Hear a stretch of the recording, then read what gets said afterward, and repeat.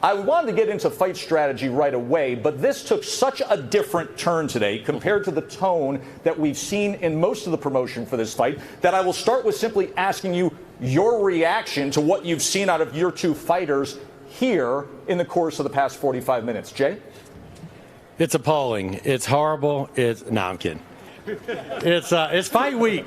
It's fight week. This is what's supposed to happen. You know, it's one thing when it's 3 months out, 2 months out, but when it's the time, when it's that week, it's supposed to get like this. This is what happens when you have the two best heavyweights in the world, both undefeated, both highly motivated, both as competitive as two humans on earth can be. This is what happens. I wouldn't expect anything less. Sugar? Today you saw the mood swings.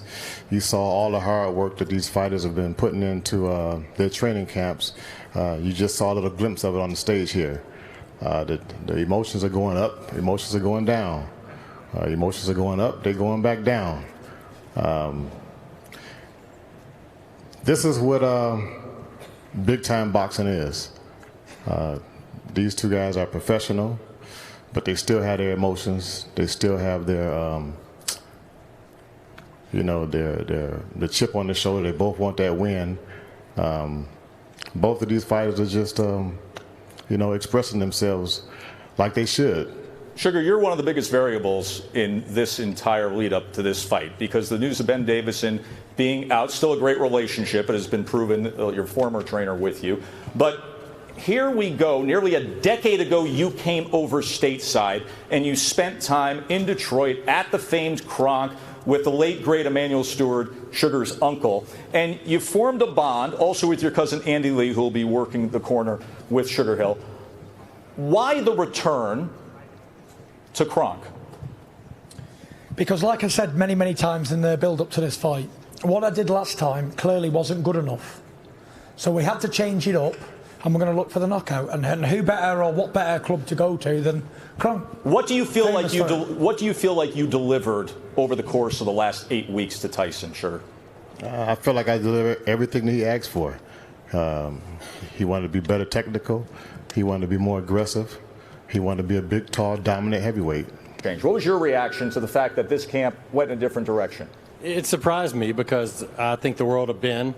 I think Ben and Tyson have kind of been through hell and back together, and they were great for each other. It's almost, to use an English equivalent musically, you had Lennon and McCartney were fantastic separately, but together there was magic. And I think that Tyson and Ben had that kind of magic, probably still do on a personal level. Now Javon Sugar is training him, and he's a great trainer.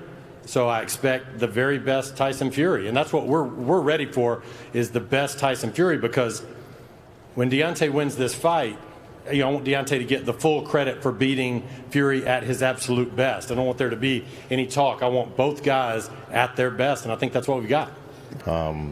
He's a big, strong heavyweight, and the weight's not going to hurt him. He still moves around just like a super middleweight. Still, has the ring IQ to set things up, and just adding some punching power to his arsenal. 270 pounds is not a problem. But Jay, when you hear Tyson and Sugar Hill Stewart being so open and discussing we're going to come in bigger, we're going to step to the WBC champ, what did you think?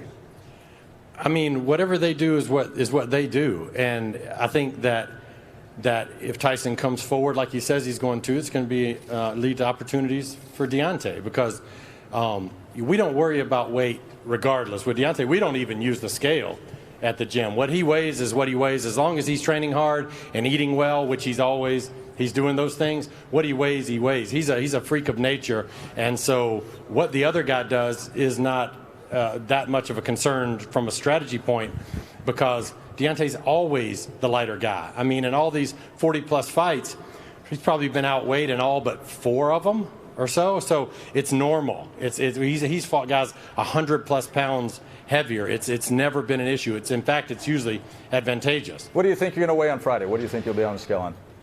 Well, I really don't know, but I've been waking up around about 2:30. 2:30? You know what I'm saying? So I'll probably come in the high 220s. If you guys are enjoying the content, please leave a like, subscribe, as it really does help the channel out. And I will be seeing you guys in the next video.